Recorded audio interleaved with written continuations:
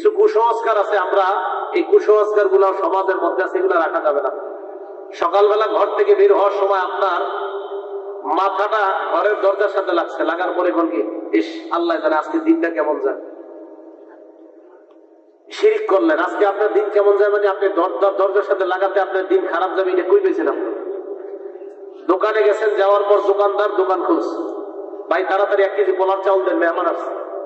দোকানদার মেহমান আসছে, এই পোলার চাউল দিছে, তো যিনি দৌড়ে গেছে উনি মনে নাই পকেটে টাকা নিতে, বাইরে টাকাটা আনতে পারিনি, বাড়িতে দৌড় দিয়ে আনতেছে। এই যে তুমি কুফা লাগাইলা, সারাটা দিন কেমন যাবে? দোকানদার ভাই এই মাসাল আপনি কই পেলেন? এটা শিরিক, এটা শিরিক। আপনি আপনার দোকানে গজবটাই আনলেন, আপনি এটা কই পাইলেন যে আপনার দোকানে প্রথমে বাকি খাইলে দোকানে সারাদিন কুফা যাবে? এটা আপনি কোথায় পাইলেন? এটা শিরিক, এটা জায়েজ নাই। এই কুসংস্কার গুলো আমাদের সমাজে আছে কিনা? ব্যবসা সুন্নত না বেদাত?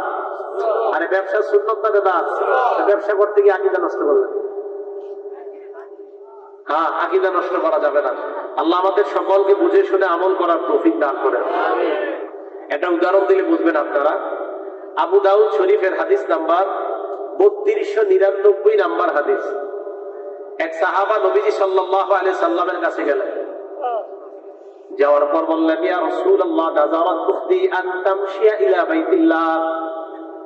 ইয়া রাসূলুল্লাহ, আমার বোন মানত করেছে, আল্লাহর জন্য মানত করেছে, আমার বোন কাবা শরীফে হাঁটতে হাঁটতে যাবে, মান্নত করছে অনেক দূর, ওনার বাড়ি থেকে কাবা শরীফ অনেক দূর, মানত করছে আমার বোন, হাঁটতে হাঁটতে সেখানে যাবে।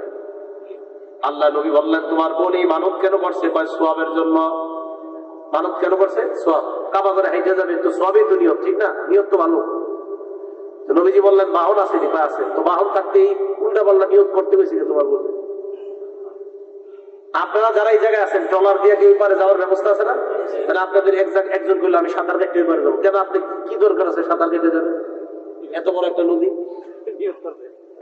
এই, এটা বাংলামি নিয়ত। নিয়ত তখন হয়তো যদি ট্রলার না থাকে, কিছু না থাকে। আপনাদের এই জায়গার একজন নিয়ত করলেন সিলেট শাহজালাল রহমতুল্লাহর কবরের ওখানে যাবেন হাঁটতে হাঁটতে। কেন? আপনি বাস নাই নাকি আপনার টাকা নাই? সব থাকার পরে এই যে মানত করছেন সওয়াবের নিয়তে, এটা বেদাত। সব থাকার পর সওয়াবের নিয়তে যে এই মানত করছেন, এটা বেদাত। সাহাবা বললেন, ইয়া রাসূলুল্লাহ, আমার বোন মানত করেছে, আল্লাহর ঘরে যাবে হাঁটতে হাঁটতে। আল্লাহ নবী বলেন, তোমার বোন কি আর মানত করার জিনিস পায় না? লিতামশিয়া ওয়া লিতারকাবা, তোমার বোনকে হাঁটতে বলবা, তোমার বোনকে বাহনের মধ্যে চড়তে বলবা, বাহনে উঠতে বলবা, হাঁটতে বলবা, মানত আদায় হয়ে যাবে। আর বাহনের মধ্যে চড়তে বলবা। আল্লাহ তোমার বোনকে এই কষ্ট দিতে চায় না। বাহন থাকার পরেও তোমার বোন কেন হাঁটতে হাঁটতে কষ্ট করবে? আগে ছিল জাহাজে হজ করা, এখন প্লেন আছে না? আপনি এখন জাহাজে যাবেন কেন? প্লেনে আপনি 6 ঘন্টা চলে যাবেন। রাসূল কারীম সাল্লাল্লাহু আলাইহি সাল্লাম এটা বললেন। আবু দাউদ শরীফের 3000 নম্বর হাদিস, 3300 নম্বর হাদিস। আগেরটা গেল 3299, এর পরের হাদিসটা। নবীজি সাল্লাল্লাহু আলাইহি ওয়াসাল্লামের জায়গায় ভাষণ দিলেন। ভাষণ দেওয়ার সময় আল্লাহ নবী দেখেন সবাই সুন্দরভাবে আল্লাহ নবীর বয়ান শুনতেছে, একজন দাঁড়ায় রয়েছে, রৌদ্রের মধ্যে দাঁড়ায় রয়েছে। আল্লাহ নবী বললেন, কি ব্যাপার, লোকটা কেন রৌদ্রের মধ্যে দাঁড়িয়ে আছে? কয়, হুজুর কয়েকটা মানত করেছে। এক নাম্বার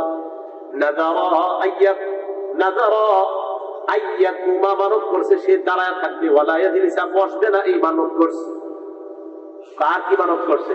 বসবে না, ভালো কথা, দাঁড়ায় থাকবে। আর সে ওই জায়গায় রৌদ্রে দাঁড়ায় রয়েছে কেন? হুজুর নাযারা মানত করেছে আল্লাহ ইস্তাজিল্লা, সে ছায়া নিবে না, মানত করছে, সে ছায়া গ্রহণ করবে না। নবীজি বললেন, আর কি মানত করছে? তোমরা বললেও শুনবে না? হুজুর আরেকটা মানত করছে, নাযার আল্লাহ তাকাল্লামা, কারো সাথে কথাও বলবে না। আমরা গিয়ে বললেও লাভ নাই। নবীজি বলে, সর্বনাশ। আর হুজুর নাযারা আইয়াসুমা, মানত করেছে রোজা রাখবে, রোজা, কথা বলবে না, দাঁড়ায় থাকবে, ছায়া বলবে। নবীজি ধরে নিয়ে আসবে,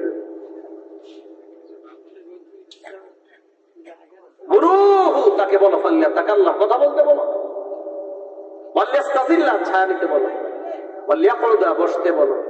আর রোজা রাখছে, এটা পুরো করতে বলো। ভবিষ্যতে যাতে এই জাতি উল্টা পাল্লা মানত না করে, নিষেধ করে দাও। তাহলে বলেন তো, এই যে ওয়াজ শোনা ভালো না খারাপ? ভালো। এখন উনি একটা মানত করছে কি, উনি নবীর বয়ান শুনবে, রৌদ্রের আলোর মধ্যে কষ্ট করে রোদ্রে দাঁড়ানো যায়, কখন যদি জায়গা না পায়। সবাই সুন্দরভাবে বসে রয়েছে, এ মানত করছে ছায়া বসবে না, রোদ্রে দাঁড়ায় থাকবে, বসবে না, কথাও বলবে না। বুঝাইতে চাইলাম, কোন মানত যদি এই নিয়তে করা হয় যে সোয়াবের কারণে, আর এরপরে যদি নিজের জানলে কষ্ট দেওয়া উদ্দেশ্য হয়, তাহলে এই মানত করা জায়েজ নাই। কারণ আল্লাহ তো আপনার এটা বলে নাই, আপনার তো সব আছে, ছায়া আছে, ছায়া না থাকলে রোদ্রে দাঁড়াইতে। কি বুঝতে পারলাম আমরা? ইসলামের মধ্যে আমরা বাড়াবাড়ি নিজের থেকে বানাবো। দেখেন বললাম না, ইসলাম আমরা কঠিন বানাইনি। আপনার জন্য সহজ ছিল বৈশা বৈশা ওয়াজ শোনা, কে বসে আপনার দাঁড়ায় শুনতে? কঠিন বানায়নি। আবু দাউদ শরীফের আরেক হাদিস, নবীজি দেখে এক ব্যক্তি কাবা শরীফের সামনে নাকের মধ্যে আংটা লাগায়া, আংটার মধ্যে রশি লাগায় ঘুরতেছে। হাদিস আছে, আংটা এটার মধ্যে রশি লাগায়। নবীজি বললেন কি ব্যাপার, এইরকম কেন? বলে সাহাবারা বললেন, হুজুর মানত করছে এইভাবে নাকের মধ্যে আংটা লাগাবে, আংটার মধ্যে রশি লাগায় লাগায় টানবে। নবীজি বললেন তাড়াতাড়ি আমার কাছে আনো। কত আহান নবী সাল্লাল্লাহু আলাইহি ওয়াসাল্লাম বিয়াদি, আল্লাহ নবী নিজ হাতে ওই জায়গায় দিয়েছে। সুবহানাল্লাহ। এই হাদিস দ্বারা বোঝা যায়, বেদাত যখন দেখবেন, বেদাতের খান্দা যখন দেখবেন, এলাকার উলামাদেরকে নিয়ে অন্যদের অপেক্ষা করা দরকার নাই, নিজেরাই ভেঙে দিবেন। এই হাদিস দ্বারা এটাই বোঝা যায়। নবীজি সাল্লাল্লাহু আলাইহি ওয়াসাল্লাম বেদাত নিজে গাইতে দিয়েছে, নিজে। আর আমার আফসোস লাগে, কষ্ট লাগে কখন দেখবেন সালার চট গায়ে দিয়ে দিয়েছে বিশ্বাস। এই বিশ্বাসের 5 তলা বাড়ি আছে, উনি সালার চটটা পরিবর্তে একটা পাঞ্জাবির কোনার তৈরি করে নেবে। বিশ্বাসের বাড়ি কয়তলা? গায়ে কিসের চট? এই সালার চট কবে থেকে জানেন? যেদিন ওনার মুরিদরা সালার চট দেখে ওনার মুরিদ হয়েছে। যেমন আপনাদের এই নদীর পাশে একজন আসছে, আর আপনাদের আকল এরকম হয়ে গেছে, নদীর পাশে আইসা দেখছেন সালা গায়ে দিয়ে দিয়ে ঘুরতেছে, নামাজুল্লাহ কিচ্ছু নেই। তখন আপনাদের এলাকার 2-1 জন মুরব্বী করেন, না রে কিছু একটা আছে। কিছু একটা না থাকলে গেল, এই যে কিছু একটার পরে বাস সালাওয়ালা মুরিদ হয়েছে, মাশাআল্লাহ মুরিদ হয়েছে। হওয়ার পর হইতে হইতে 1 লাখ মুরিদ হয়ে গেছেন। কয়জন? 1 লাখ। 1 লাখে 1 টাকা করে দিলে কয় টাকা হয়? 1 লাখ টাকা। 1 লাখ টাকা। 1 লাখ মানুষ মুরিদ কি ওনার একটা পাঞ্জাবি বানায় দেওয়ার তৌফিক হয় নাকি? হ্যাঁ, হাদিস দ্বারা বোঝা যায় তৌফিক থাকার পর সালা গায়ে দিয়ে ঘুরলে ওই সালা কেটে দাও। নবীজি সাল্লাল্লাহু আলাইহি সাল্লাম আংটা লাগাইছে, হুজুর মানত করছে, এই উল্টাপাল্টা কাজ করতে গেছে, কাটো। মুরিদরা মিলা বিশ্বাসে 5 তলা একটা বাড়ি বানায়া দিল, কিন্তু পাঞ্জাবি দিতে পারল না। কেন? কারণ এটা হইল ওনার ওইটা যদি না রাখে তাহলে ওনার ভবিষ্যৎ অন্ধকার। এই জন্য সালাটা ঠিক রাখে, কারণ ওনার নাম হয়ে গেছে সালাওয়ালা পীর। আপনারা যারা মুরিদ, আমি বলবো না আপনাদেরকে কষ্ট দিব না, আমি আপনারা কষ্ট দিবেন না। আচ্ছা, আমাদের এই যে এলাকার ছোট ছোট বাচ্চাদেরকে তাদের শরীরে কাপড় না থাকলে কি বলি? ল্যাংটা। কি বলি? সবাই বলেন কি বলি? ল্যাংটা। আপনারা এখন খাটান, মনে করেন আমি একজন পীর, আমার নাম দিলেন ল্যাংটা। আচ্ছা, ল্যাংটা কারে বলেন? শরীরে কাপড় না থাকে। এখন আমারে বলে একজন পীর সাহেবের নাম ল্যাংটা হয়ে গেল, যিনি আল্লাহর কাজ করবে, রসুলের কাজ করবে, আল্লাহর কাজ করবে, রসুলের কাজ করবে, তো ওনার নাম আপনার মানে আমার নাম দিয়ে দিলেন ল্যাংটা। মানে এটা কি করলেন? এটা আকলে ধরে না। আপনারা কষ্ট দিন না, যারা আপনারা মনে করেন আপনারাই মুরিদ, আমি ল্যাংটার মুরিদ, আপনি তা আমার নামটা আপনার স্মরণ করেন, আমি আপনার পীর, আমার ল্যাংটা কিন্তু আপনি স্মরণ করে না। আপনার যদি লজ্জা থাকা উচিত। আপনি তো আপনার বাচ্চার পরনে কাপড় না থাকলে বলেন ল্যাংটা ছেলে নিয়ে যাও, আর আপনি বিশ্বাসে আপনি আমার ল্যাংটা দিতে আপনার একটু খারাপ লাগে না। কথাগুলো অনেক ভাবার, গবেষণা, চিন্তা করা। আল্লাহ আমাদের সকলকে বুঝে শুনে বেদাত মুক্ত সমাজ গড়ার তৌফিক দান করেন। কেন বললাম? কিয়ামতের আগে বিভিন্ন নামে বেনামে অনেক দল আপনাদেরকে জাহান্নামের দিকে ডাকবে। জান্নাতের রাস্তা একটা, জাহান্নামের রাস্তা অনেকগুলা, অনেক নামে আপনাদেরকে ডাকবে।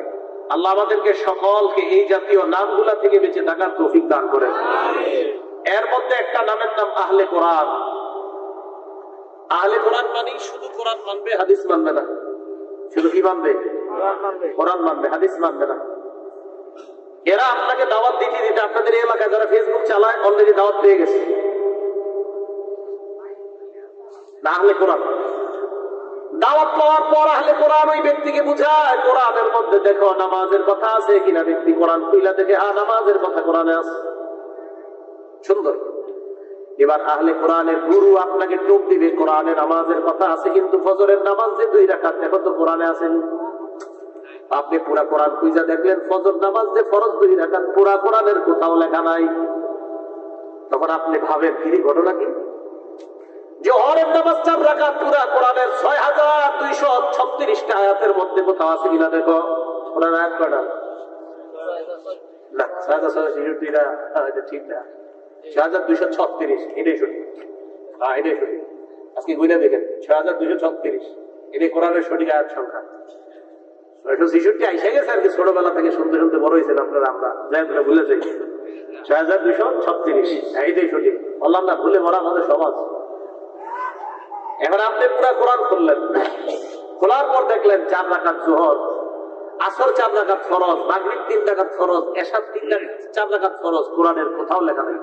এবার আপনার গুরু ফেসবুকে আপনাকে বলবে তো কি বুঝলা, তখন বলবেন কি একটু ভাবতেছি আর।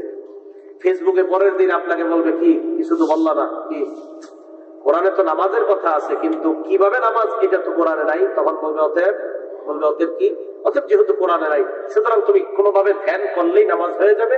ওরকম মসজিদে মুসল্লিদের সাথে গিয়ে এইভাবে রুকু করতে হবে, সিজদা করতে হবে, যুক্ত হবে তাদের সাথে, এটা যেহেতু নাই অতএব তোমার করা লাগবে। এই হলো আহলে কোরআন। নবীজি সাল্লাল্লাহু আলাইহি সাল্লাম তাদের ব্যাপারে কি বলছে? ইবনে মাজাহ হাদিস নাম্বার 12, নবীজি সাল্লাল্লাহু আলাইহি সাল্লাম বলেন ইউশিকুর রাজুলু মুত্তাকিয়ান, এমন একটা জামানা আসবে যে জামানায় মানুষ সিংহাসনের মধ্যে বসবে, বসার পর বলবে আমি বড় পণ্ডিত।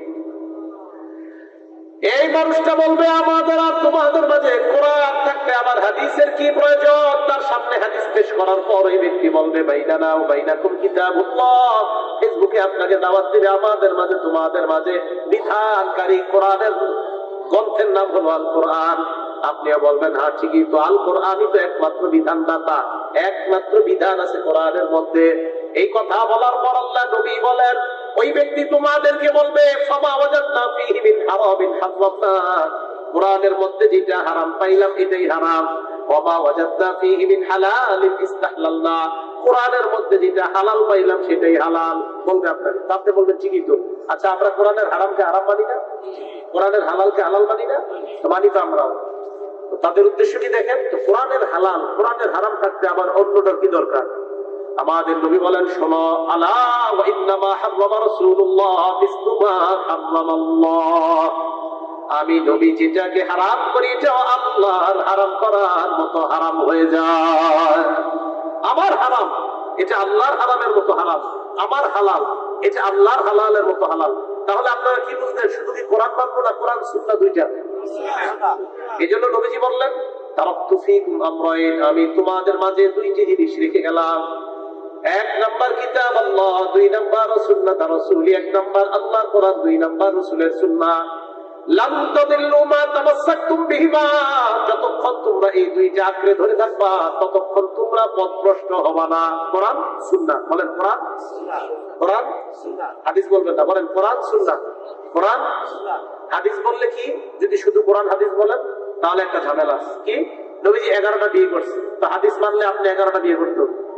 এই জন্য সুন্নাহ, সুন্নাহ মানে নবীজির যে হাদিসগুলো আমাদের জন্য পর্ব, আমরা নবীজির যে হাদিসগুলো আমরা পর্ব পালনও করব, এটার নাম সুন্নাহ। নবীজির যে হাদিস আমরা পর্ব পালনও করব, এটার নাম সুন্নাহ। আর নবীজির যে হাদিসগুলো শুধু আমরা পড়বো, ছাত্রদেরকে পড়াবো কিন্তু আমরা পালন করতে পারবো না, এটার নাম সুন্নাহ না। সুন্নাহ মানে নবীর অনুসরণ করবো যেটা, এটা সুন্নাহ। আর হাদিস মানে যে হাদিসগুলা রাসূল করিম সাল্লাল্লাহু আলাইহি সাল্লামের কিছু হাদিস আছে যে হাদিসগুলো শুধু নবীর সাথেই খাস, এটা আমরা জীবনে আমল করতে পারবো না। যেমন 4টার বেশি বিয়ে এই উম্মত করতে পারবে না, অথচ নবীজি 11টা বিয়ে করছে, তো এটা নবীর জন্য খাস। কথা বুঝে আসছে সবার? তাহলে কিছু হাদিস আছে যেগুলো শুধু না, বলেন কোরআন সুন্নাহ। এখন রাসূল করিম সাল্লাল্লাহু আলাইহি সাল্লাম বললেন কোরআন মানতে হবে, সুন্নাহ মানতে হবে। তাহলে কোরআনে আছে তোমরা নামাজ পড়ো, সুন্নাহের মধ্যে আছে ফজরের নামাজ ফরজ 2 রাকাত, সুবহানাল্লাহ। কোরআনের মধ্যে আছে তোমরা নামাজ পড়ো, সুন্নাহের মধ্যে নবীজি ব্যাখ্যা করে দিয়েছেন জোহরের নামাজ ফরজ 4 রাকাত। কোরআনের মধ্যে আছে তোমরা নামাজ পড়ো, হাদিসের মাধ্যমে নবীজি ব্যাখ্যা করে দিয়েছেন আসরের নামাজ ফরজ 4 রাকাত। কোরআনে আছে তোমরা নামাজ পড়ো, হাদিসে নবীজি ব্যাখ্যা করে দিয়েছেন মাগরিবের নামাজ 3 রাকাত। কোরআনের মধ্যে আছে তোমরা নামাজ পড়ো, নবীজি হাদিসে ব্যাখ্যা করে দিয়েছেন এশারের নামাজ 4 রাকাত ফরজ। আল্লাহ কোরআনে বলে দিয়েছেন আকিমিস সালাতা তারাফাইন নাহার ওয়া যুলাফাম মিনাল লাইল, তোমরা দিবসের দুই অংশে নামাজ পড়ো এবং রাতের কিছু অংশে। নবীজি ব্যাখ্যা করে বুঝিয়ে দিলেন দুই অংশের নামাজ ফজর থেকে মাগরিব পর্যন্ত, কেউ কেউ বলেন যোহর থেকে আসর পর্যন্ত, আবার রাতের কিছু অংশের নামাজ তো কেউ বলেন দুই অংশের নামাজ ফজর থেকে আসর, রাতের কিছু অংশের নামাজ মাগরিব আর এশা। তো রাসূল করিম সাল্লাল্লাহু আলাইহি সাল্লাম এর ব্যাখ্যা দিয়ে দিলেন রাতের নামাজ মাগরিব এশা, দিনের নামাজ ফজর যোহর আসর। এইভাবে কোরআন সুন্নাহ উভয়টা পালন করলে আমরা ইনশাআল্লাহ সফলকাম হব। এবং কোরআন সুন্নাহ পালন করতে গিয়ে আমাদের আকীদা কি করা যাবে না, নষ্ট করা যাবে না। বলেন তো আকীদা কি করা যাবে না, নষ্ট করা যাবে না। এই আকীদার মধ্যে একটা আকীদা সবাই মনে রাখবো, বলেন সুপারিশ, বলেন সুপারিশ, ক্ষমতা আল্লাহর পক্ষ থেকে। সুপারিশ করার ক্ষমতা কার পক্ষ থেকে? কোন নবী সুপারিশ করবে, ক্ষমতাটা দিবে কে? তাহলে নবী সুপারিশ করবে, উলামায়ে কেরাম সুপারিশ করবে, যারাই সুপারিশ করবে তাদেরকে সুপারিশ করার ক্ষমতাটা দিবে কে? এখন যদি আমি আপনাকে বলি তুই জীবনে 2 রাকাত নামাজ পড়, বাকিগুলো আমি দেখে নিব, কিয়ামতের মাঠে আমি তোর এটাই না জান্নাত দেব। আরে আমি সুপারিশ করতে পারবো কিন্তু আমার জানা নাই, সুপারিশ করবে কে না এটার ক্ষমতা দিবে কে? আল্লাহ। এই জায়গা আকীদাটা আমরা ঠিক করি। আল্লাহ বলেন ইয়াউমা ইয়াকুমুর রূহু ওয়াল মালাইকাতু সাফফা, সমস্ত আত্মাগুলা রূহ জিবরিল ফেরেশতারা সাফফা, সেদিন সবাই দাঁড়ায় থাকবে, সারিবদ্ধভাবে সবাই দাঁড়ায় থাকবে। এর আগে আল্লাহ বলেন রব্বিস সামাওয়াতি ওয়াল আরদি ওয়া মা বাইনাহুমার রহমান, আসমানের রব জমিনের রব, আসমান জমিনের মাঝে রহমান তিনি আল্লাহ। লা ইয়ামলিকুনা বিহি খিতাবা, মানুষকে কথা বলার কোনো ক্ষমতা রাখবে না। জিবরিল আমিন ফেরেশতা, সমস্ত ফেরেশতারা কাতারের মধ্যে দাঁড়িয়ে থাকবে, সবাই চুপচাপ নিচের দিকে তাকায় থাকবে। লা ইয়াতাকাল্লামুন, কেউ কথা বলবে না, কেউ কথা বলবে না। ইল্লা মান আযিনা লাহুর রহমান, আল্লাহ যাকে অনুমতি না দেয় সে ছাড়া কেউ কথা বলতে পারবে না। তাহলে বলেন কিয়ামতের মাঠে কথা বলার অনুমতিটা দিবে কে? আল্লাহ। তাহলে আজকে থেকে আমরা বিশ্বাস এটাই রাখবো, নবী, ওলি, হাফেজ, উলামা যারাই সুপারিশ করবে ক্ষমতাটা দিবে আল্লাহ। তাহলে কিয়ামতের মাঠে একচ্ছত্র ক্ষমতার মালিক কে? আল্লাহ। আল্লাহ। দুনিয়াতে আল্লাহ, আখিরাতেও আল্লাহ। কিন্তু দুনিয়াতে আল্লাহ কাউরে কাউরে ক্ষমতাটা দিয়েছে। আল্লাহ দুনিয়াতে অনেকের ক্ষমতা দিয়েছে, তাকে দিলাম তাকে দিলাম, কিন্তু কিয়ামতের মাঠে আল্লাহ পাক রব্বুল আলামিন বলেন লিমানিল মুলকুল ইয়াউম, সেদিন রাজত্ব কার? লিল্লাহিল ওয়াহিদিল কাহ্হার। আল্লাহ বলে একমাত্র মহাপরাক্রমশালী ক্ষমতাধর আমি আল্লাহর ক্ষমতা ছাড়া সেদিন আর কারো ক্ষমতা নাই। তাহলে এবার আপনাদের কাছে আমি জানতে চাই, পীর বলেন, গাউস কুতুবার যাই বলেন, এদের কোনো ক্ষমতা কি কিয়ামতের মাঠে আছে যদি আল্লাহ না দেন? এখন আপনারা ফেসবুকে পাইতেছেন ক্ষমতাদাতা কে, সামনে সামনে মুরিদরা কয় অমুক বাবা। আছে আছে, এইরকম একটা ভিডিও আছে। বলেন আপনাদেরকে মুক্তিদাতা কে, কয় অমুক বাবা। হ্যাঁ, এটা ভিডিও আছে। আপনাদেরকে মুক্তিদাতা কে, সামনে যারা আছে সবাই কয় অমুক বাবা। আরে ভাই, লাখ লাখ মানুষের ইমাম তো ওই মুহূর্তে চলে গেছে। রাসূল করিম সাল্লাল্লাহু আলাইহি সাল্লামের কবরের সামনে দাঁড়ায় যদি বলেন হুজুর আমার বিবির বাচ্চা হয় না, একটা বাচ্চা দিয়ে দেন, আপনার ইমাম সাথে সাথে চলে গেছে। ভাই কথা বুঝে আসছে? এবার রাসূল করিম সাল্লাল্লাহু আলাইহি সাল্লাম কি বলে দেখেন, আবু দাউদ শরীফের হাদিস, ইয়াকুম মুহদাসাতিল উমুর 4607 নম্বর হাদিসের বর্ণনা, তোমরা ইসলামের মধ্যে নতুন নতুন জিনিস আবিষ্কার করা থেকে বাঁচো। ইসলামের মধ্যে নতুন কোন আবিষ্কার, যত আবিষ্কার এগুলোর নাম হলো বিদআত। ওয়া কুল্লু বিদআতিন দালালাহ, যত নতুন আবিষ্কার এগুলো হলো পথভ্রষ্টতা। নাসাই শরীফের 1578 নম্বর হাদিসের বর্ণনা, ওয়া কুল্লু দালালাতিন ফিন্নার, সমস্ত পথভ্রষ্টের ঠিকানা হলো জাহান্নাম।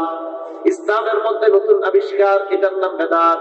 সমস্ত বিদআত পথভ্রষ্টতা, সমস্ত পথভ্রষ্টতার ঠিকানা জাহান্নাম। আপনাদেরকে আমি এবার প্রশ্ন করি, ইসলামের মধ্যে যদি নতুন কেউ কিছু বানায় এটার নাম কি? বেদাত। নতুন আবিষ্কার কি নাম? বেদাত। বেদাতের বাংলা নতুন আবিষ্কার। বলে নতুন আবিষ্কারের ঠিকানা কই? জাহান্নাম। বলে নতুন আবিষ্কারের ঠিকানা কই? এখন আমি আপনাদেরকে প্রশ্ন করি, আমাদের নবী ইসলামের মধ্যে ঈদ রাইখা গেছে কি রাখে নাই? সবাই কয় না? 2697 নম্বর হাদিস বুখারী শরীফের। কি কয় দেখেন, আজকে থেকে এটা মনে রাখবো। মান আহদাসা ফি আমরিনা হাযা মা লাইসা মিনহু ফাহুয়া রাদ্দুন।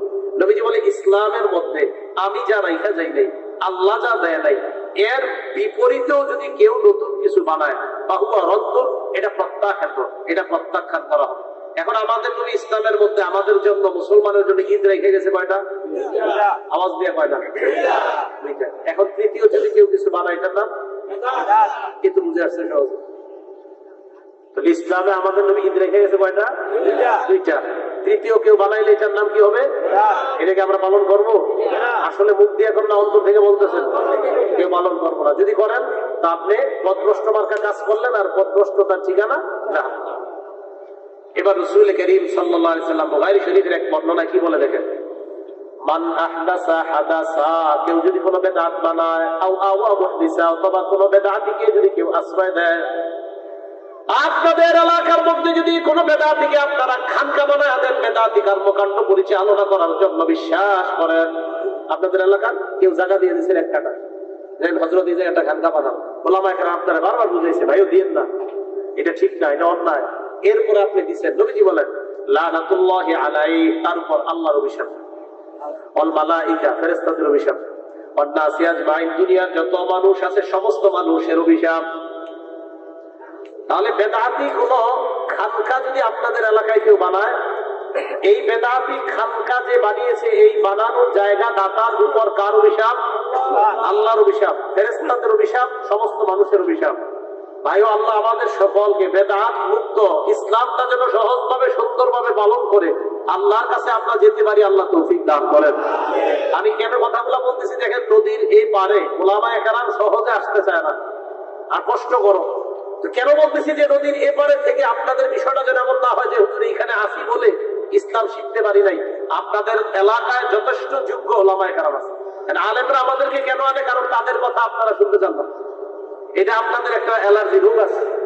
অথচ আপনাদের এলাকার ওলামায়ে কেরাম বুঝায়, তখন বুঝতে চান না। দূরের থেকে এটা বললে বুঝবেন না। এলাকার মসজিদের ইমাম, খতিব সাহেব, মাদ্রাসার ওলামায়ে কেরাম যেভাবে বুঝায়, এই কথাগুলো বুঝার চেষ্টা করবেন। ওনারা বারবার বুঝাইতেছে এটা সঠিক না, এটা বেঠিক, এটা সঠিক, এটা ন্যায়, এটা অন্যায়, এগুলা মেনে নেওয়ার চেষ্টা করেন। যদি মেনে না নেন, রাসূল করিম সাল্লাল্লাহু আলাইহি ওয়াসাল্লাম হাদিসের মধ্যে বলছেন আদ-দুনিয়া মালউনা, পুরা দুনিয়াটা অভিশপ্ত, মালউনুন মা ফিহা, দুনিয়াতে যা আছে সব অভিশপ্ত, তিনটা জিনিস ছাড়া। জোরে বলেন কয়টা? কয়টা জিনিস অভিশপ্ত না? ইল্লা যিকরুল্লাহ, আল্লাহর জিকির যারা করে তারা অভিশপ্ত না। দুই নাম্বার নামাজ জিকির, নামাজও জিকির বলছে যারা, উনি বলছে মাশাআল্লাহ, বলছে যারা নামাজ পড়ে নামাজও জিকির। নামাজ কি জিকির? মানে যত ভালো কাজ, জিকির যত ভালো কাজ, আল্লাহ জিকির করে এক নাম্বার। এবার দুই নাম্বারটা কি বলবো? আলিমা, স্পেশাল ভাবে নবী বলেন আলেমরা অভিশপ্ত না। সুবহানাল্লাহ, আলেমরা অভিশপ্ত না। এই জন্য ওলামায়ে কেরাম আপনাকে পথ, খারাপ পথ দেখাবে না। হ্যাঁ, আমি স্পষ্ট ভাবে বলে যাই, কওমি মাদ্রাসার সাথে সম্পৃক্ত ওলামায়ে কেরাম আপনাদের এলাকায় যারা আছে, অথবা আহলুস সুন্নাত ওয়াল জামাতের সাথে সম্পৃক্ত ওলামায়ে কেরাম যারা আছে, তাদের কথাগুলো আপনারা নেওয়ার চেষ্টা করবেন। আমি আবারও বলছি, আহলুস সুন্নাত ওয়াল জামাত মানে যারা কোরআন এবং সুন্নাহ পালন করতে গিয়ে বাড়ায় না, কমায় না, এই জাতীয় ওলামায়ে কেরামদের কথা আপনারা শুনবেন, শোনার পর আমল করবেন, যেন আল্লাহর কাছে গেলে বলতে পারেন আল্লাহ যেখানে ছিলাম চরের মধ্যে ছিলাম, আর যেখানে ছিলাম আল্লাহ ইসলাম সঠিকভাবে পালন করেই তোমার কাছে আসছে। কথা বুঝে আসছে? তো নবীজি সাল্লাল্লাহু আলাইহি সাল্লাম বললেন এই অবস্থা হবে যদি কেউ বেদাতিকে আশ্রয় দেয়। আল্লাহ আমাদের সকলকে বেদাতি কর্মকাণ্ড, বেদাতিদের থেকে বেঁচে থাকার তৌফিক দান করেন। এবার ভয়ঙ্কর একটা হাদিস আপনাদেরকে বলতে চাই। এই হাদিসটা কি? রাসূল করিম সাল্লাল্লাহু আলাইহি সাল্লাম বলেন কিয়ামতের ময়দানে আনা ফারাতুকুম আলাল হাউজ, আমি কিয়ামতের ময়দানে হাউজে কাউসারের সামনে দাঁড়াবো। হাউজে কাউসারের সামনে দাঁড়িয়ে আমি অপেক্ষা করতে থাকবো পানি পান করানোর জন্য। আমি গ্লাস দিয়ে জগ দিয়ে দাঁড়িয়ে থাকবো পানি পান করানোর জন্য। আমার একদল উম্মত আমার সামনে আনা হবে, আনার পর আমি তাদেরকে পানি পান করাইতে গেলে সাথে সাথে তাদেরকে আমার সামনে থেকে টান মেরে নিয়ে যাওয়া হবে। আমি প্রশ্ন করবো, আল্লাহ আসহাবী, আরেক বর্ণনায় উম্মতি, তারা তো আমার উম্মত। আল্লাহর পক্ষ থেকে জবাব দেওয়া হবে, ফাইন্নাকা লা তাদরি মা আহদাসু বা'দাক, আপনি জানেন না দুনিয়া থেকে আপনি বিদায় নেওয়ার পর তারা কি কি নতুন আবিষ্কার করছে ইসলামের মধ্যে, আপনার জানা নাই। নবীজি একটু আগে বললেন আমার উম্মত, যেই মাত্র জানতে পারবে তারা আমার রেখে যাওয়া ইসলামের মধ্যে নতুন নতুন জিনিস বানাইছে, নবী তখন বলবে সুহকান সুহকান লিমান গায়্যারা দীনি, আমার ইসলাম আমার শরীয়ত পরিবর্তনকারী, আমার সামনে থেকে তুমি দূর হও, দূর হও। একটু আগে পানি পান করার জন্য পাগল ছিল নবী, যেই মাত্র জানবে যে বেদাতি, নবী বলবে সরো, এটাকে আমার সামনে থেকে দূর করো, এই বেদাত ইসলামে গ্রহণযোগ্য না। আজকে রাত্রটাকে আপনারা কি রাত মনে করতেছেন? মেরাজের রাত। এই একটা ভুল। এটা আপনাদের কি কইছে আজকে মেরাজের রাত? হ্যাঁ, এটা আপনাদের কি কইছে আজকে মেরাজের রাত? মুর্শিদা। আচ্ছা, আজকে মেরাজ এই জাতীয় বর্ণনা কেমনে যায় এসে করছে আল্লাহ জানে, এর কোনো ভিত্তি নেই। রজব মাসে মেরাজ হয়েছে এই যে আজকে 27 রাতে, এর কোনো ভিত্তি নেই। এরপরে আজকে রাতে আপনারা নামাজ পড়ছেন নি? কয় রাকাত? হ্যাঁ, এসা তো পড়ছেন, আর পড়ছেন নি কিছু? 12 রাকাত পড়েন নাই? আচ্ছা আচ্ছা। সবে মেরাজের কোনো নামাজ নেই, সবে মেরাজের কোনো রোজা নেই, মেরাজের কোনো নামাজ নেই, মেরাজের কোনো রোজা নেই, কিচ্ছু নেই। মানে আমি যে বললাম না সহজ তার একটু কঠিন বানাইবেন এখন, যে না এটা তো কিছু একটা দরকার। মানে কি দরকার আপনার? দরকার মানে ওই যে কিছু টাকা টাকা তুইলা জিলাপি খাবেন, এই তো। এটা করবেন না। আজকে মেরাজ এর কোন সহি নির্ভরযোগ্য কোন প্রমাণ নাই। হ্যাঁ, রাসূল করিম সাল্লাল্লাহু আলাইহি সাল্লাম মেরাজে গিয়েছে, এই কথা তো সত্য। মুসলিম শরীফের 300 নম্বর হাদিস, লম্বা হাদিসের মধ্যে আছে রাসূল করিম সাল্লাল্লাহু আলাইহি সাল্লাম উনি মক্কা থেকে বাইতুল মুকাদ্দাস পর্যন্ত গিয়েছেন। সেখান থেকে রাসূল করিম সাল্লাল্লাহু আলাইহি সাল্লাম ঊর্ধ্ব আকাশে সিদরাতুল মুনতাহা পর্যন্ত ভ্রমণ করেছেন। এগুলো তো সত্য কথা। বাকি যাইতে যাইতে জিবরিল আমিন হঠাৎ নবীর থেকে আলাদা হয়ে গেছে, এই কথা যে করতে আসছে আমি জানি। হ্যাঁ, এক জায়গায় গিয়ে কয় না, দেখবেন বয়ানে, আমি জানি আমাদের দেশে বিখ্যাত কোন বয়ানে ওইরকম পাওয়া যায়। এরপর জিবরিল আমিন বলে আমার আর যাওয়ার সুযোগ নাই, কইতাছে সুর দিয়া, মানুষ কাঁদতেছে। এটা আপনি কই পেলেন এই কথাটা? জিবরিল আমিন বলছে যে আমার সুযোগ নাই, নবীর সুযোগ আছে, এটা কই আছে? এটা একটা ফার্সি শেরের মধ্যে আছে, ফার্সি একটা শের, আর কোথাও নাই কথা। হ্যাঁ, তো যদি এরকম পান কোরআন সুন্নাহর কোথাও আছে যে জিবরিল আমিন আলাদা হয়ে যাওয়ার রেওয়ায়াত, হুজুরের কাছে আমার ফোন নাম্বার আছে, আমার একটু জানাই দেন, আমি খুব খুঁজতেছি দলিলটা। হ্যাঁ, এটা আসার দলিল কই আছে? জিবরিল আমিন হুজুরের এই গায়ে বসে, এই প্রমাণ কই আছে? না না। আচ্ছা যাই হোক, আমি বুঝাইতে চাইলাম আর কতদিন এই ভুলে ভরা জীবনে থাকবেন। মেরাজ হয়েছে নবীজি, নবীজি সাল্লাল্লাহু আলাইহি সাল্লাম ঊর্ধ্ব আকাশে গিয়েছেন, আল্লাহর পক্ষ থেকে 50 ওয়াক্ত নামাজ নিয়ে আসছে। এটাও বুখারীর বর্ণনা আছে, মুসলিমের বর্ণনা। মুসলিম শরীফের 300 নম্বর হাদিস, বুখারী শরীফের 349 349 নম্বর হাদিস। মুসা নবী কয় কি আনছেন? তো এই কথাগুলো আলোচনা করতে পারেন না। মানে দেখবেন সুন্দর সুন্দর কথাগুলো থুইয়া এমন এমন কথাগুলো মেরাজের রাতে আমরা শুনতে চাই, যেগুলো শুনলে না। যেমন আপনারা এরকম শুনছেন কিনা 27 বছরের একটা ঘটনা। হ্যাঁ, এক বেটা তার বিবিরে দেখছে যে মাছ করতেছে, মাছ খায় যে কইতেছে শুনছে। উনি গিয়ে গোসল করছে, গোসল করার পর ডুব দিয়ে দেখে উনি মেয়ে হয়ে গেছে। মেয়ে হওয়ার পর বিয়ে হওয়ার পর ওনার 3টা সন্তান, 3 মেয়ে হয়েছে, 2 ছেলে হয়েছে, মোট কয়জন? আবার উনি ডুবতেছে, ডুব দেওয়ার পর আবার ছেলে হয়ে গেছে। আসার পর দেখে ওনার বিবি তখনও মাছ করতেছে। কি রে তুই মাছ করছ? কমানি আমি তো মাছই করি। তুমি নাকি নবীর মেরাজরে অস্বীকার করছো শুনলাম। হ্যাঁ হ্যাঁ, 27 বছর আমি ঘর সংসার করে এলাম, তুই এখনো মাছই কুটস? এই ঘটনা আমি ক্যাসেটে শুনছি, অনেক জায়গায় শুনছি। এটা কোনো জাল কিতাবেও লেখা নেই, সহি কিতাব তো দূরের, কোন জাল কিতাবেও লেখা নেই। এটা যে করতে গেল আল্লাহ। তো ভাই যেটা বলতেছিলাম, জান্নাতে যাওয়া সহজ, এটা কঠিন বানায় না। জান্নাতে যাওয়া সহজ, এটাকে কি বানাবো না? কঠিন বানাবো না। আল্লাহ আমাদের সকলকে হেফাজত করেন। এবার একটা কথা শোনেন, বুখারী শরীফের হাদিস নাম্বার 5590 নাম্বার হাদিস। রাসূল করিম সাল্লাল্লাহু আলাইহি সাল্লাম বলেন, লা কুনান্না মিন উম্মতি আকওয়াম, আমার উম্মতের মাঝে এমন একটা দলের আবির্ভাব হবে, ইস্তাহিলুনাল হিররা, যারা ব্যভিচার করাকে হালাল মনে করবে, জিনা করাকে যারা হালাল মনে করবে, জিনা করা হালাল। নাউজুবিল্লাহ বলেন। আসলে কি আমরা হালাল মনে করি সবাই? কিন্তু করেন অনেক, দলিল দিলে বুঝবেন। তাহলে প্রথম কথা কি, কাকে হালাল মনে করবে? জিনা। হুজুর আপনাকে বুঝাই দেন কথাটা, বুঝতে চাননি সবাই? বুখারী শরীফের আরেক হাদিস দিয়ে বুঝাইতে হবে। তাহলে এই অংশটা আগে অংশ মনে রাখেন, জিনাকে হালাল মনে করবে। বুখারী শরীফের 6612 নম্বর হাদিস। ওই হাদিসে নবী মানে জিনা হালাল মনে করবে, এটার ব্যাখ্যা করছি বুখারীর 6612 নম্বর হাদিস দিয়ে। قال رسول الله صلى الله عليه وسلم, আল্লাহ নবী বলেন, ইন্নাল্লাহা কাতাবা আলা ইবনি আদম হাজ্জাহু মিনাজ জিনা, আল্লাহ পাক রব্বুল আলামিন আদম সন্তানকে জিনা দ্বারা পরীক্ষা করবে। জিনা দ্বারা আমাকে, আপনাকে, আমাদের সকলকে, আলেম আওয়াম সবাইকে পরীক্ষা করবে। নবীজি বললেন সবাইকে করবে। আদরাকাহু লা মুহালাতা, এই পরীক্ষার সম্মুখীন সবাই হবেন, আমি হব, আপনি হব, সবাই হব। এখন নবীজি বলেন, জিনাল আইনি আন-নাস, চোখের জিনা হলো দেখা। চোখের জিনা কি? দেখা। চোখের জিনা কি? দেখা। দেখা। যার দিকে দেখা হারাম সেই দিকে তাকানো চোখের জিনা। ওয়া জিনা লিসান আল মানতিক, জবানের জিনা হলো কথা বলা। জবানের জিনা কি বলা? কথা বলা। আপনাদের এলাকার এক যুবক রাতের পর রাত, ঘন্টার পর ঘন্টা একটা মেয়ের সাথে অবৈধভাবে তার সম্পর্ক, কথা বলতেছে, এই যে মুখের জিনা, তাহলে এই জিনাটাকে সে হালাল মনে করতেছে। এই যে হালাল, এই যে হালাল না, সারাপ কথা কিভাবে? নবীজি বললেন, আমার উম্মতের একজন জিনাকে হালাল, এই যে হালাল, সে তো মনে করতেছে আমি তো মাশাআল্লাহ তার জন্য পাগল পাগল হয়ে গেছে, আমি যে কোনো মধ্যে ফাঁসি দিয়ে দিতে পারি। তার জন্য কি হয়ে যেতে পারে? ফাঁসি। মাঝে মাঝে ইমাম সাহেবের প্রশ্ন করবো, হুজুর আমি একটা মেয়ের সাথে রিলেশন আছে, রিলেশন পায়, সম্পর্ক পায় না, রিলেশন আছে, তো আমি যদি তার সাথে ফজর পর্যন্ত কথা কই, এই নিয়তে যে দুইজন ফজর করে ঘুমাবো, কি নেক্সট গ্রুপের প্রেম? না জায়েজ, বলেন হারাম।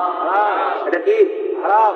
তাহলে চোখের জিনা, এই যে কেউ চোখ দিয়ে একটা মেয়ের দিকে তাকাইলো, খুব মনে রাখবেন সূরা নূর, এই সূরা নূরের 30 নম্বর আয়াতে আল্লাহ বলেন, কুল্লিল মুমিনিনা ইয়াগুদ্দু মিন আবসারিহিম, নবী আপনি ঈমানদারকে বলেন তারা যেন নজর নিচে রাখে। আচ্ছা আপনি নিচে রাখলেন, তো শয়তান আপনাকে বারবার উপরে উঠায়, তাকাও তাকাও। তো একটা যুবক সে কিছু মনে করতেছে না, বাস একটা মেয়ে হাইটে যাচ্ছে, তার দিকে তাকিয়ে আছে। তো রাসূল কারীম সাল্লাল্লাহু আলাইহি সাল্লাম বলেন, আল মারআতু ইযা খারাজাত, কোন মহিলা যখন ঘর থেকে বের হয়, ইস্তাশরাফাহা শায়তান, শয়তান তার দিকে এইভাবে উঁকি মেরে তাকায়। এটার ব্যাখ্যায় মুহাদ্দিসিনে কেরাম বলছেন, আমরা তিনজন একসাথে আছি, শয়তান আমাদের মুখ মাথাগুলা সবগুলা মাথা একসাথে ওই নারীর দিকে এইভাবে তাকানোর জন্য উদ্বুদ্ধ করছে। এটা কিভাবে? এক বন্ধুর মাথায় এসে শয়তান ছোঁয়ার হয়, এই একজন হাইটে যাইতেছে দেখ, তো ওই বন্ধু দেখে সাথে আসার চারজন, তখন কিরে দোস্ত,